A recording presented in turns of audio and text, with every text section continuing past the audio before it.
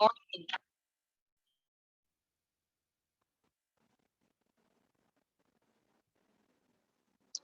बेटा, इधर आवाज आ रही है सबको? कैसे हो रही है?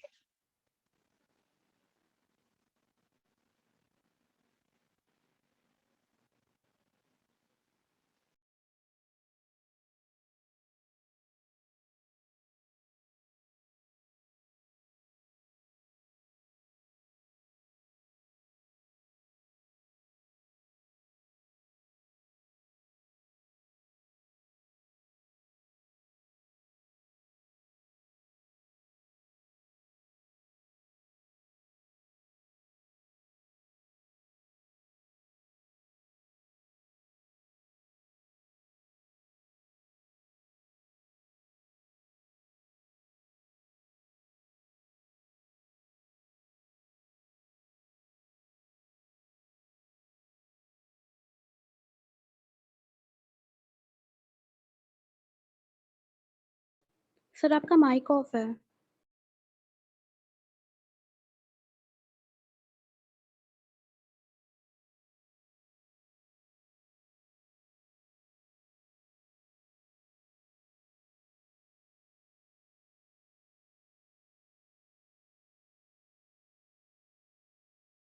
सर आपका माइक ऑफ है।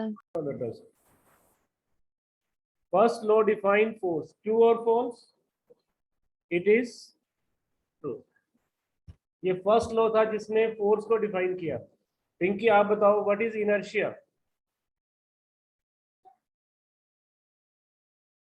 What is inertia?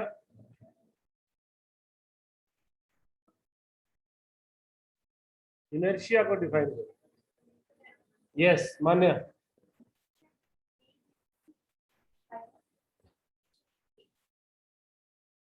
Inability to change its state by its own, अपने आप अपनी स्टेट को ना बदलना is called inertia.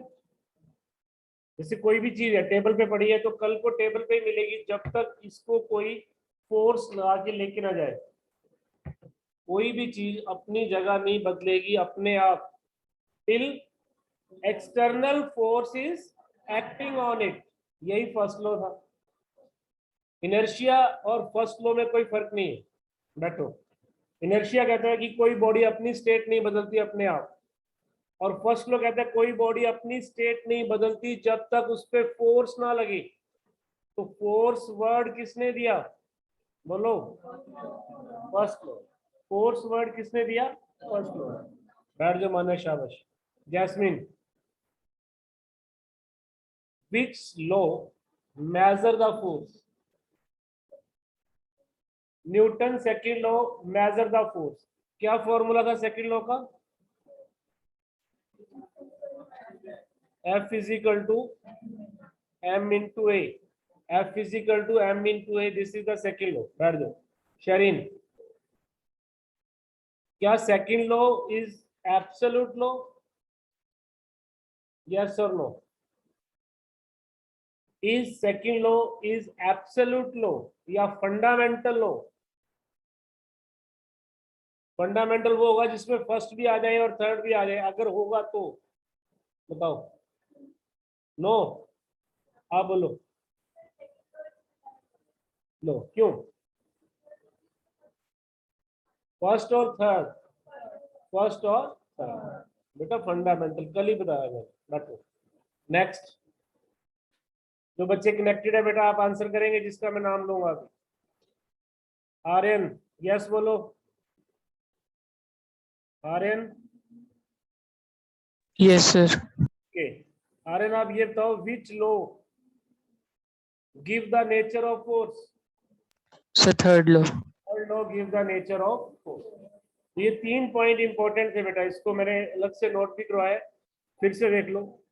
First law define force, second law बोलो मेजर फोर्स, ये आपने 9th में भी पढ़े हुए हैं, और थर्ड लॉ क्या कहते हैं third law? For every action, her action का इक्वल एंड अपोजिट रिएक्शन होगा। इसके एग्जांपल, वॉकिंग, मैंने आपको कल बताया था, जब हम चलते हैं हम अर्थ को पुश करते हैं किसी एंगल पे, अर्थ हमें पुश करती है सेम एंगल पे। अब हर फोर्स के दो कंपोनेंट बन जाते हैं, एक कंपोनेंट हमें आगे चलवाता है और एक कंपोनेंट हमारे वेट को बैलेंस करने में हेल्प करता है। अगर हम अर्थ को पुश ना करें किसी एंगल पे, सीधा पुश करें, आप अपने पैरों को वर्टिकल रख के पुश करोगे तो आप चल नहीं पाओगे, सिर्फ पुश ही कर पाओगे। चलने के लिए आपको क्या करना पड़ेगा? अर्थ को पीछे फेंकना पड़ेगा और अर्थ आपको आगे फेंके। स्विमिंग भी सेम है, पानी को आप पीछे फेंकते हो, पानी को अपने हाथों से आप पीछे की तरफ डिस्प्लेस करते हो, जिसका रिएक्शन आपको मिलता है, आप आगे की तरफ मूव करते हो। जितने मर्जी आप एग्जांपल देखें, स्केटिंग जो करते हैं, स्केट कैसे करते हो? आप घुमाते हो ना पीछे की तरफ, रोलिंग होती है। रोलिंग के वक्त क्या होगा? जो बच्चे स्केट करते हैं, जब स्केट रोल करता है तो उसकी जो यहाँ पर फोर्स लगती है वो बैकवर्ड डायरेक्शन में लगती है, जिससे उसको फॉरवर्ड डायरेक्शन में रिएक्शन मिलता है, जिससे आप चल पाते हो। For every action there is equal and opposite reaction, but complete करो statement, but action and reaction are acting on different body. Action and reaction are acting on different body. एक बॉडी पे अगर लगते तो क्या होता? कभी मोशन पॉसिबल नहीं होता। जैसे मैंने एग्जांपल दिया था कि आप बस में हो और बस आपकी खराब होगी तो आपको कहा जाता है धक्का लगाओ। क्या आप अंदर बैठ के पुश कर सकते हो बस को? अगर आप अंदर No, sir. सकते हो तो क्या होगा? एक्शन और रिएक्शन बस पे हो जाएगा। आपने बस को पुश किया, बस ने आपको पुश किया, दोनों ही बस में थे, बस मूव नहीं करेगी। उसके लिए आपको बाहर आना पड़ेगा यहाँ पर। यहाँ से आकर जब आप पुश करोगे बस को तो एक्शन बस पे होगा, रिएक्शन आप पे होगा। अगर नीचे सरफेस में फ्रिक्शन ना हो तो बस इधर जाएगी और आप इधर जाओगे। अब एक काम करना, कभी गाड़ी को पुश करना स्केट्स डाल के, स्केट्स, उसको लॉक मत करना, उसको फ्री रहने देना। इधर से आप गाड़ी को पुश करोगे, उधर से आप पीछे जाओगे, क्योंकि स्केट्स में व्हील होते हैं और व्हील के अंदर सबसे कम फ्रिक्शन होती है। दुनिया में सबसे कम फ्रिक्शन है rolling. Rolling friction is the minimum frictional force, तो वो आपको नहीं रोक पाएगी, इसलिए आप पीछे चले गए।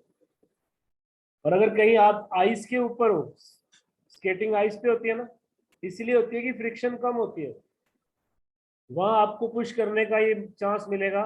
तो यू विल सी, जितना आप इसको पुश कर रहे हो उतनी फोर्स आप पे लग रही है, आप इधर जा रहे हो, बस इधर जा रहे हो। Reason for every action there is,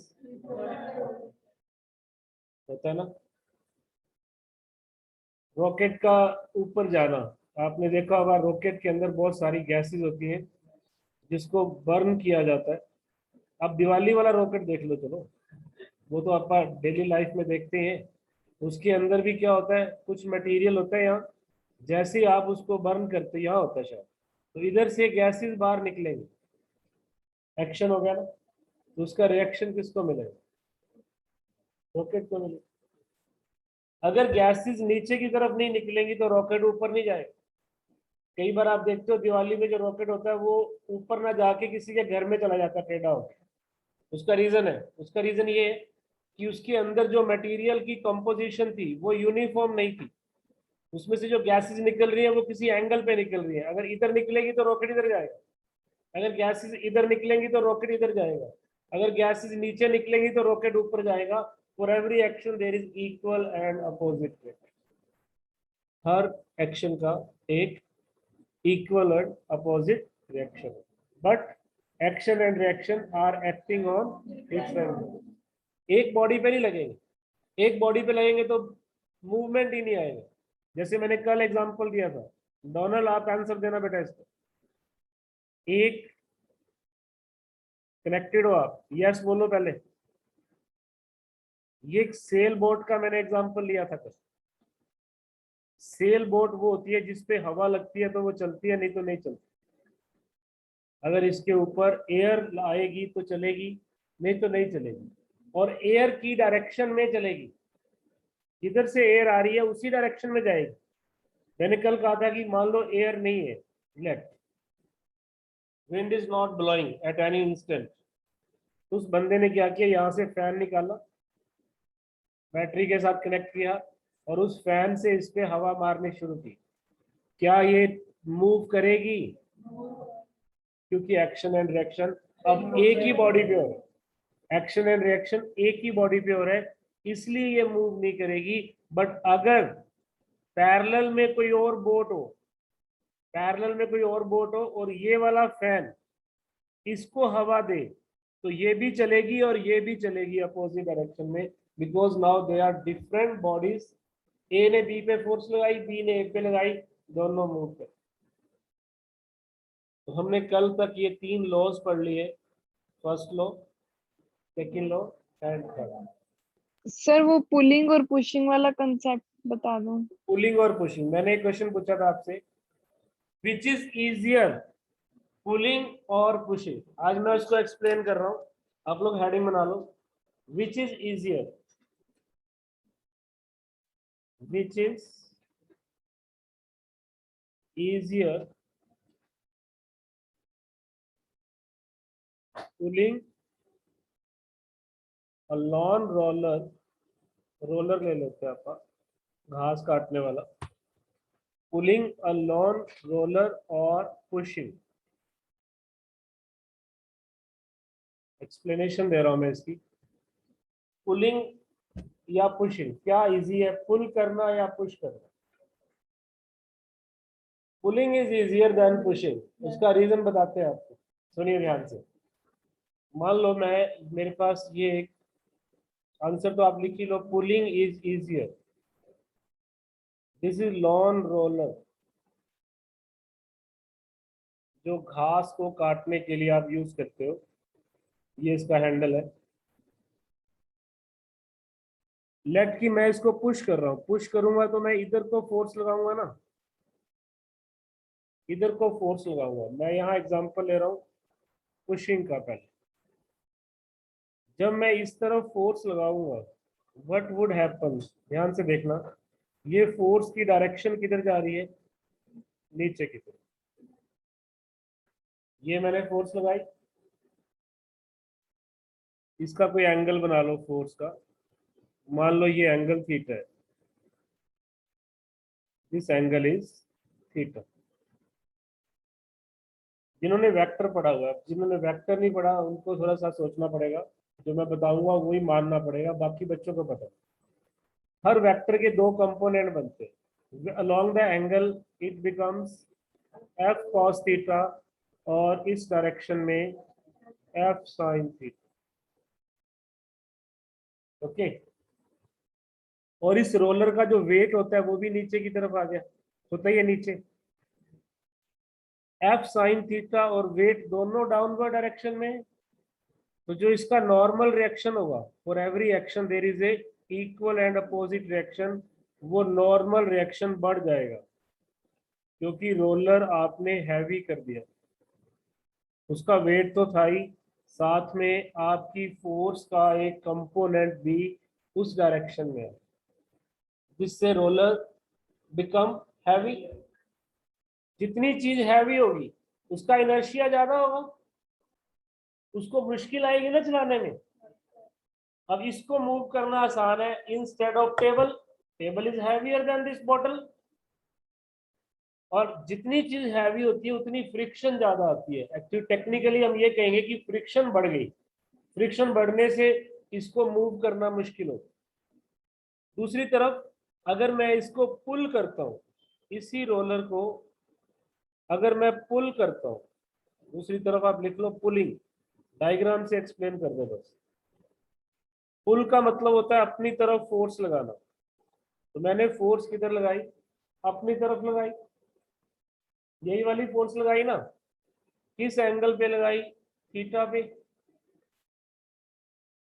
इसके 2 कंपोनेंट क्या बनेंगे, एफ कॉस थीटा और ऊपर की तरफ एफ साइन थीटा। इस बार ये कंपोनेंट ऊपर चला गया क्योंकि आप पुल कर रहे हो, you are not pushing the roller, you are just pulling it.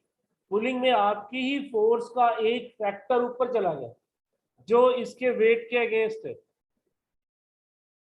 तो जो अर्थ का नॉर्मल रिएक्शन होगा वो किसके इक्वल हो जाएगा इस केस में, हो जाएगा ना, इसको R1 और R2 का नाम दे दो। जिसका नॉर्मल रिएक्शन कम है वो लाइटर हो गया।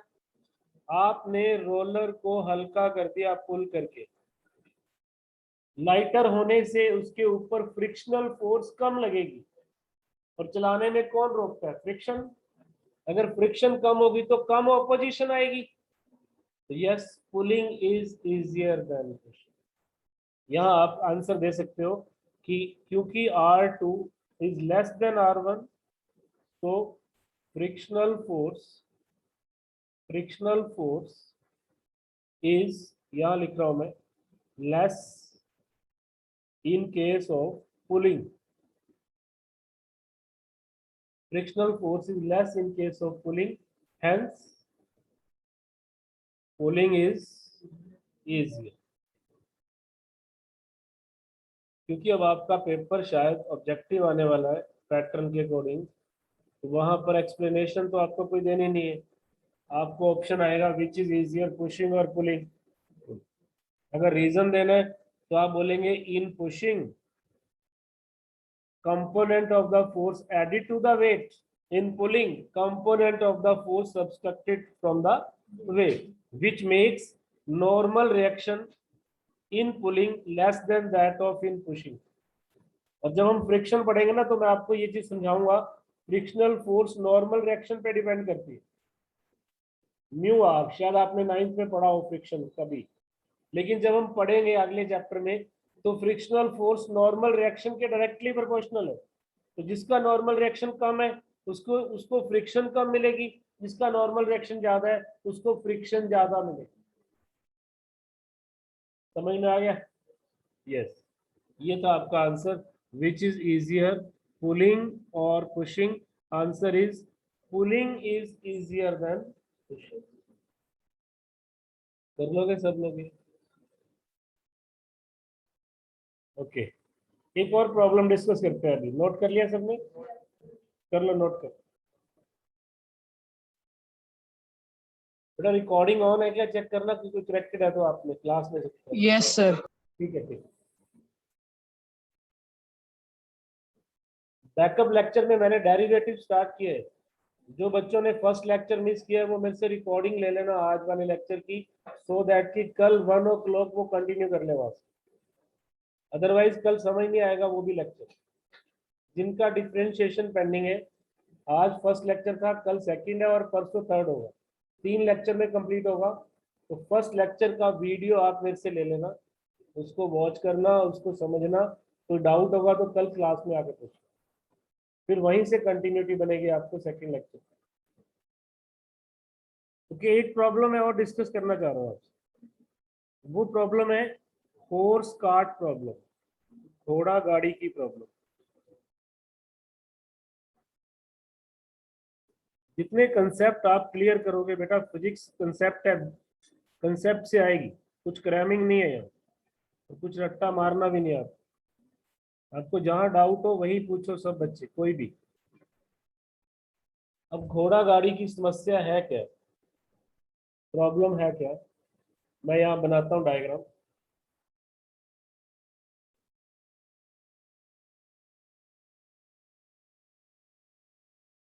यहाँ डायग्राम बना हुआ है, मैं तुम्हें वो डायग्राम दिखाता हूँ। तो घोड़ा और गाड़ी थी ना।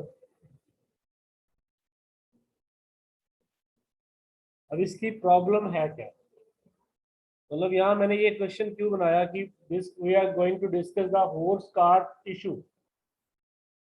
प्रॉब्लम इज, देखो ये कार्ट है और ये हॉर्स है ना। गाड़ी को घोड़े ने खींचा, इधर देखो, मैं यहाँ एरो एरो बनाता हूँ। घोड़े ने गाड़ी को अपनी तरफ खींचा, तो गाड़ी ने घोड़े को अपनी तरफ खींचा। For every action there is equal and opposite reaction. अगर इसने फोर्स एफ लगाई तो इसने भी फोर्स एफ लगाई, कैंसिल होनी चाहिए। एक ही सिस्टम है ना, अलग अलग तो है नहीं। एक मिनट, आपस में बंधे हुए सारे। जो फोर्स इस फोर्स ने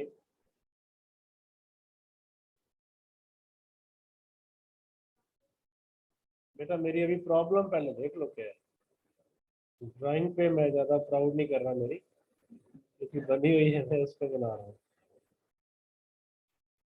तो इस घोड़े के साथ क्या समस्या आ रही है, इसने गाड़ी को खींचा और गाड़ी ने इसको खींचा, दोनों फोर्सेस कैंसिल हो गए।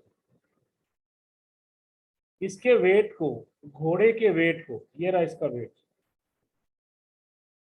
इसको अर्थ के नॉर्मल रिएक्शन ने बैलेंस कर दिया। वेट किससे बैलेंस हो गया? नॉर्मल रिएक्शन से। इस गाड़ी का वेट भी नॉर्मल रिएक्शन से बैलेंस हो गया। थर्ड लो, जब सारी फोर्सेस बैलेंस ही होगी तो घोड़ा गाड़ी को लेके चलेगा कैसे? हाथ खड़े करना। यहां पर जितनी भी फोर्सेस हैं वो सारी की सारी कैंसिल हो रही। R2 किससे कैंसिल हो रहा है? W2 से। R1 किससे कैंसिल हो रहा है? W1 से। F किससे कैंसिल हो रहा है? F से ही। फिर भी घोड़ा गाड़ी को लेके चल पड़ता है। Raise your hand. पहले तो हैंड काउंट करूंगा कितने बच्चे। जो लोग कनेक्टेड है यस बोल सकते हो आंसर देने के लिए। 1 2 3 4 5 बच्चे क्लास में विलिंग है। पिंकी आप आंसर दो।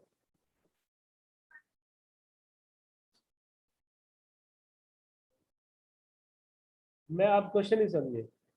कार्ट को खींचने वाली जो फोर्स है वो तो आपस में कैंसिल होगी। इसको चलाने वाली फोर्स कहां से आई? फ्रिक्शन तो तभी लगेगी ना जब कोई इसको खींचेगा। अब इस बोतल को मैं अगर खींचूंगा तभी फ्रिक्शन आएगी। अगर मैं कुछ नहीं कर रहा तो फ्रिक्शन नहीं है। आप बैठे हो, कोई फ्रिक्शन नहीं है। जब आप इसके ऊपर स्किड करने की कोशिश करोगे, ये बॉडी है मेरे हाथ में, कोई फ्रिक्शन नहीं है। लेकिन जैसे ही मैं इसको मूव करने की कोशिश करूंगा फ्रिक्शन तब आती है। यहां तो कोई फोर्स ही नहीं है जो लेके जाए। Jasmine, sir 1 minute बैठाएंगे।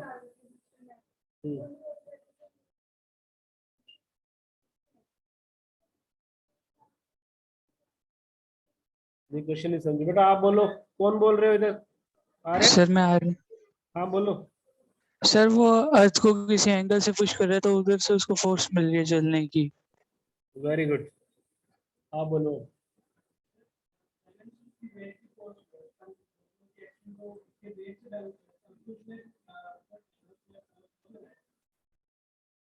अभी घोड़े ने अपनी टांगों से किसी एंगल पे फोर्स लगानी है।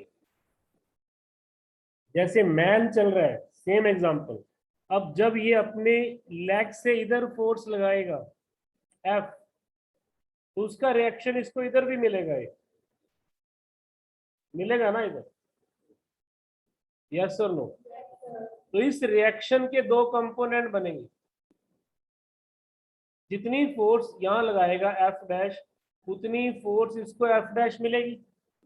तो इसके दो कंपोनेंट बनेंगे। एक कंपोनेंट इधर लगेगा F डैश cos थीटा, और एक कंपोनेंट इधर जाएगा F डैश sin थीटा। इस कंपोनेंट को कौन रोकेगा? फ्रिक्शन। और क्योंकि rolling friction is the minimum frictional force, tyre कौन से हैं? रोल करने वाले हैं ना। अगर ये टायरों में एयर ना हो तो बहुत मुश्किल होगा खींचना। अब ये फ्रिक्शनल फोर्स इससे कम है तभी घोड़ा गाड़ी को खींचेगा। यहाँ जो इश्यू बना था वो ये था कि बाकी फोर्सेस तो बैलेंस है। आप कहेंगे कि जब वो अर्थ को पुश करेगा तो किसी एंगल पे करेगा, उसकी इस फोर्स को काउंटर करने वाला सिर्फ फ्रिक्शन है। और rolling friction is the very very small frictional force जो इसको नहीं रोक पाएगी, तभी घोड़ा गाड़ी को खींच कर ले जाए। अगर ये रोलिंग फ्रिक्शन ना होके स्लाइडिंग फ्रिक्शन होती और वो इससे ज्यादा होती तो ये घोड़ा उसको नहीं खींच पाता। जैसे कोई भी चीज को आप पुश करो घर पे, वो स्लाइड करेगी, लेकिन अगर उसी के नीचे आप टायर लगा दो तो वो इजिली मूव कर जाएगी। रीजन क्या है? Rolling friction is the minimum frictional force as compare to slide. तभी तो आपके गाड़ियों के व्हील होते हैं ऐसे, ऐसे वाले व्हील नहीं होते। ऐसे होगा तो स्लाइड करेगा ये, और sliding friction is maximum frictional force. उसको चलाने के लिए आपको बहुत सारा पावर जनरेट करना पड़ेगा, डीजल या पेट्रोल ज्यादा लगेगा गाड़ी का। और अगर आप साइकिल चला रहे हो तो आपका लगेगा जोर, डीजल पेट्रोल नहीं, because it is the sliding friction. समझ में आ गया? जब आपकी बाइक में टायर में एयर कम होती है तो वो ज्यादा जोर लगता है।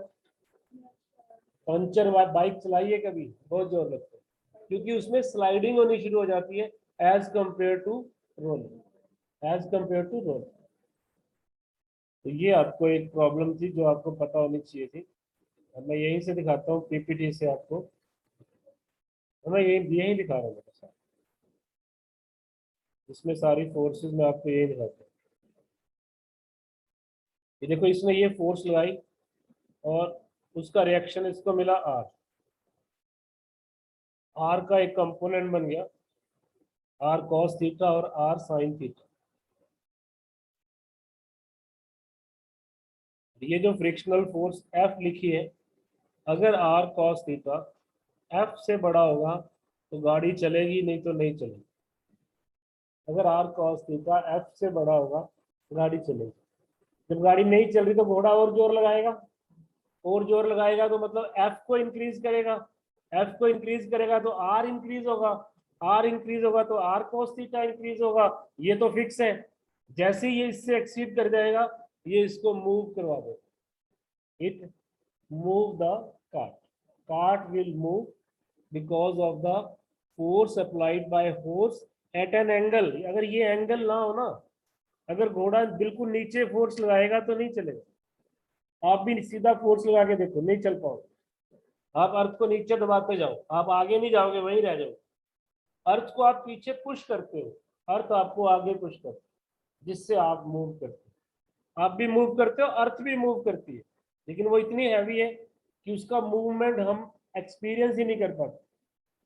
हम उतने हैवी नहीं है, हमारा मूवमेंट हम देख पाते हैं, किसी का भी मूवमेंट हम ऑब्जर्व कर पाते। ओके जी, यहाँ तक सही है सबको?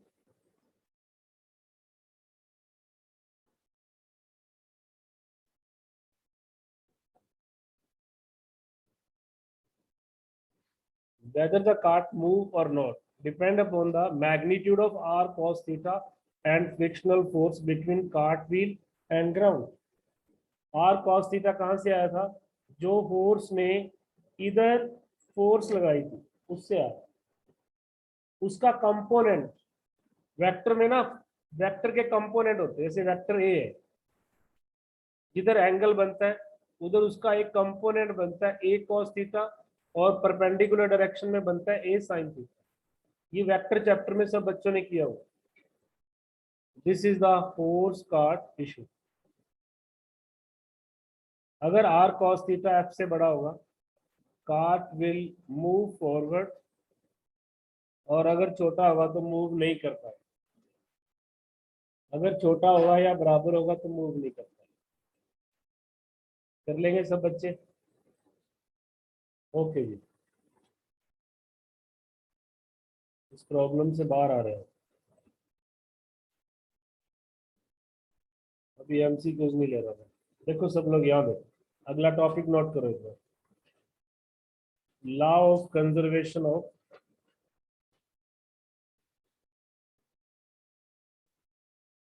law of conservation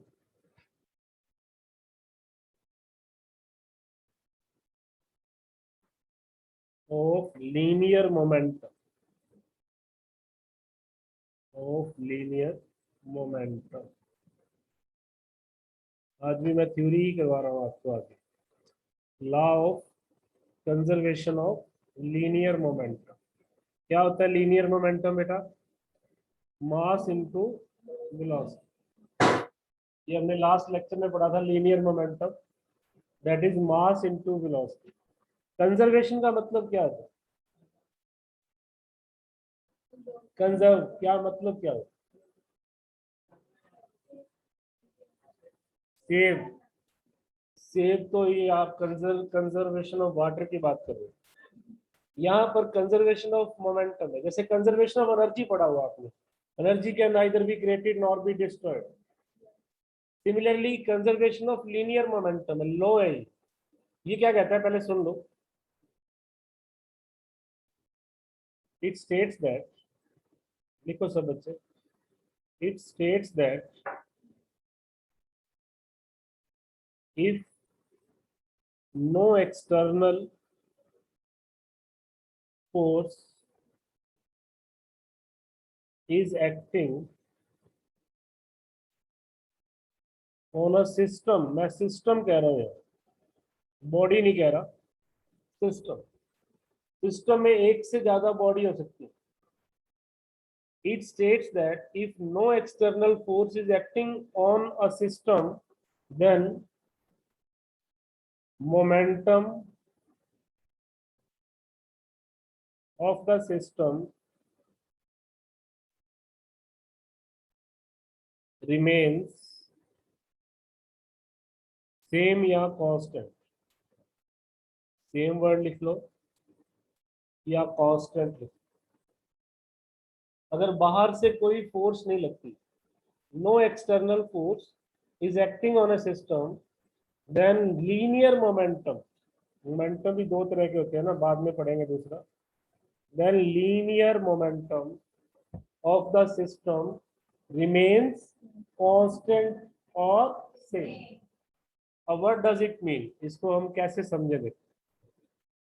आपने सेकेंड लॉ पढ़ा न्यूटन का, देखो अकॉर्डिंग टू, एक्सप्लेनेशन अगले पैराग्राफ में कर लो।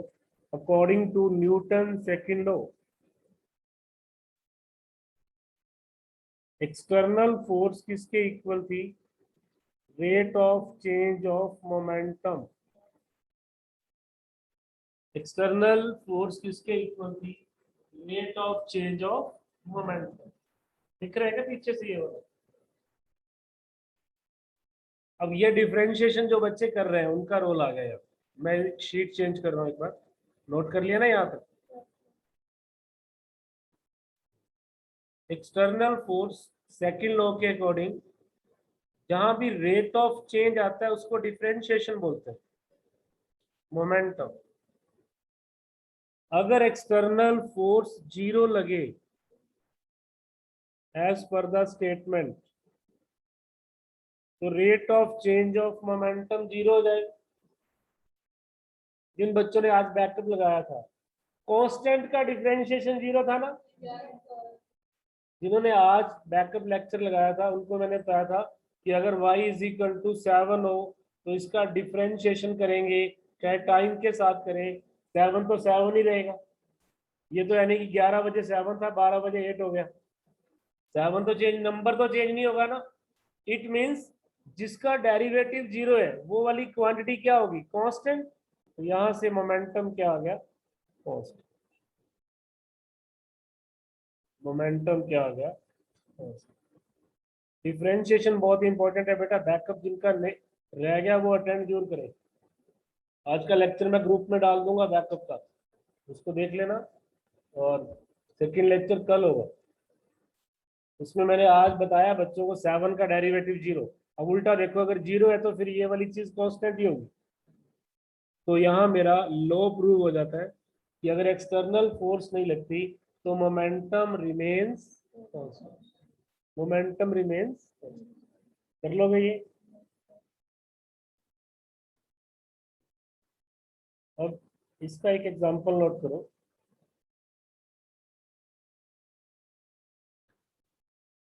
Firing of gun, firing gun, gun से हम कुछ फायर कर रहे हैं।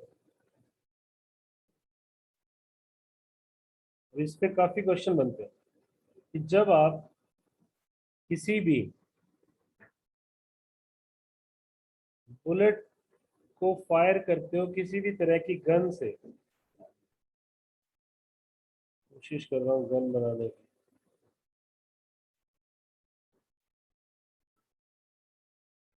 जब आप इस गन से कोई बुलेट फायर करते हैं,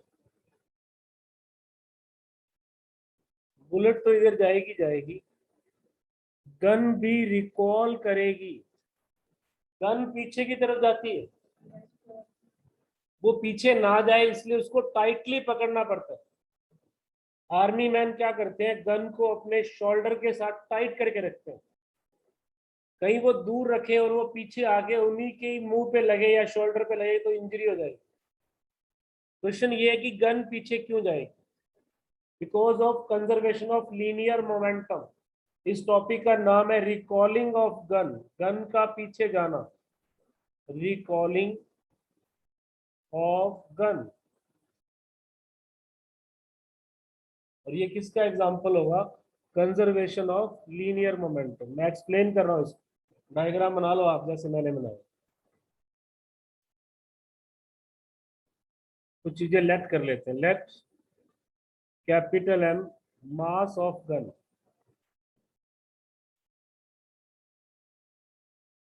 small M mass of bullet,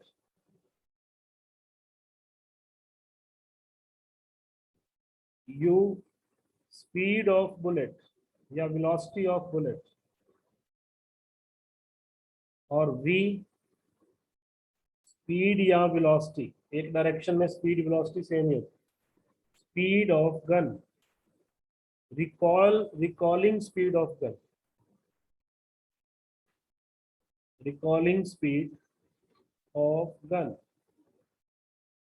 अब कंसेप्ट को समझना है कि बुलेट निकलने से गन पीछे क्यों है।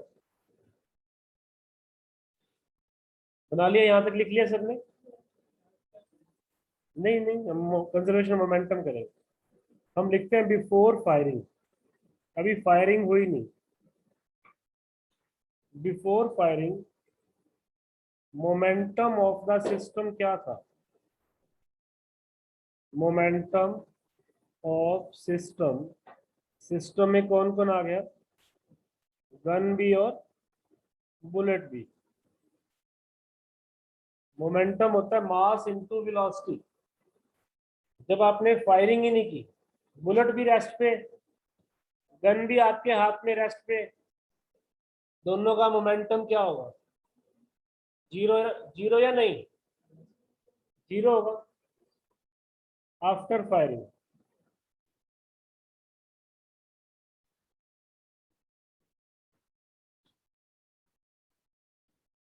हमने क्या वेलोसिटी दी है बुलेट को? हमने बुलेट को वेलोसिटी दी है u, और इसको हमने क्या वेलोसिटी दी है? v। After firing momentum of the system, momentum of the system क्या होगा? mu plus mv। Momentum of the system क्या होगा? बुलेट को भी मोमेंटम मिला, गन को भी मोमेंटम मिला, मिला ना? और क्योंकि मोमेंटम वेक्टर क्वांटिटी है तो मैं एरो लगा देता हूँ, वेलोसिटी इसमें कैपिटल एम है, यहाँ कैपिटल एम है। ये इक्वेशन 1 होगी जीरो वाली, ये इक्वेशन 2 होगी। अब आप स्टेटमेंट को देखो क्या थी? If no external force acting, यहाँ पर कोई एक्सटर्नल फोर्स नहीं है, जो फोर्स है वो इंटरनल है, क्योंकि इसके अंदर एक स्प्रिंग होता है जो इस बुलेट को हिट करता है और बुलेट स्प्रिंग को हिट करती है, दोनों सिस्टम का पार्ट है। There is no external force. अगर एक्सटर्नल फोर्स नहीं है तो मोमेंटम आफ्टर फायरिंग और बिफोर फायरिंग सेम होना चाहिए। देखो, as there is no external force acting, as there is no external force acting, तो फिर क्या रिजल्ट आएगा? लिख लिया ना, ये वाला पेज क्लियर कर रहा हूं। As there is no external force acting, then momentum after firing should be equal to momentum before firing. Momentum constant रहेगा ना, आफ्टर फायरिंग कितना था, mu mv, और बिफोर फायरिंग दोनों का मिला के कितना था, 0। तो यहां से आप वेलोसिटी ऑफ द गन निकाल लो।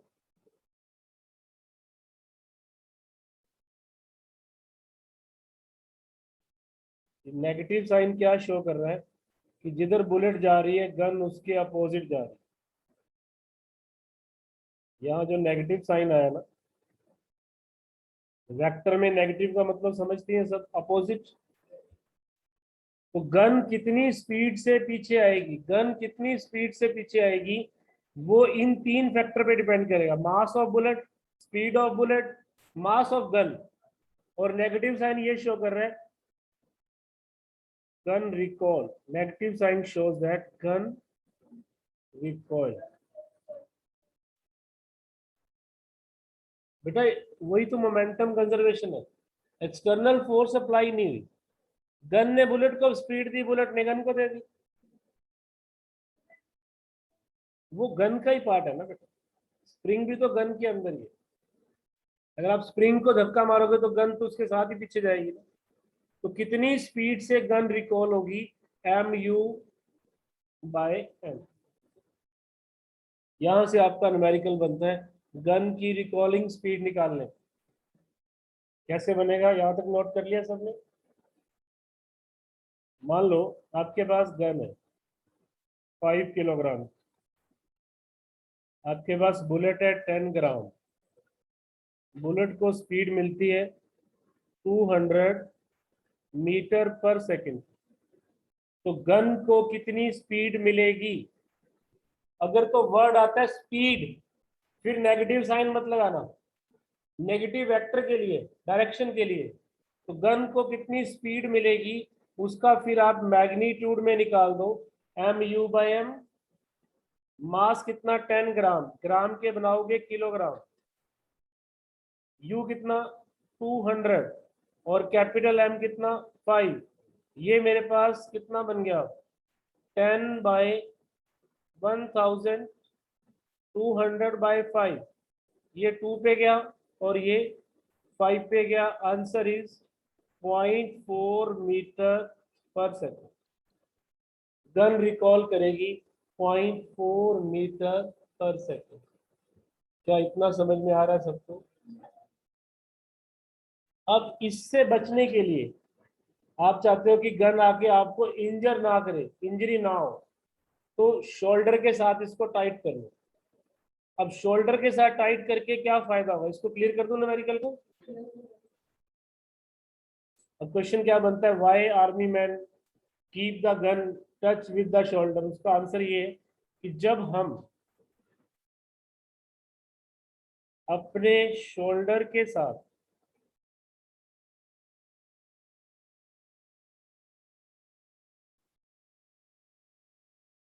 इस गन को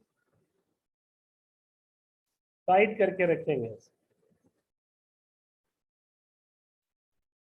उस केस में क्या होगा, अब गन और मैन एक ही सिस्टम बन गया। गन आपकी बॉडी का ही पार्ट होगा, जैसे आपके हाथ आपकी बॉडी का पार्ट है ना, आपने गन को भी बॉडी का पार्ट बना दिया, टाइटली उसको अपने साथ अटैच कर लिया, जिससे क्या हुआ, गन का अगर मास 5 किलोग्राम था और मैन का मास 60 किलोग्राम था, तो अब ये एक ही सिस्टम बन गया और इनका मास मिलकर कितना हो गया 65 किलो हो गया ना। तो वही न्यूमेरिकल को फिर से देखो, जिसके अंदर मैंने मास, बुलेट का मास लिया था 10 ग्राम, स्पीड ली थी 20, लेकिन मास ऑफ द गन लिया था 5।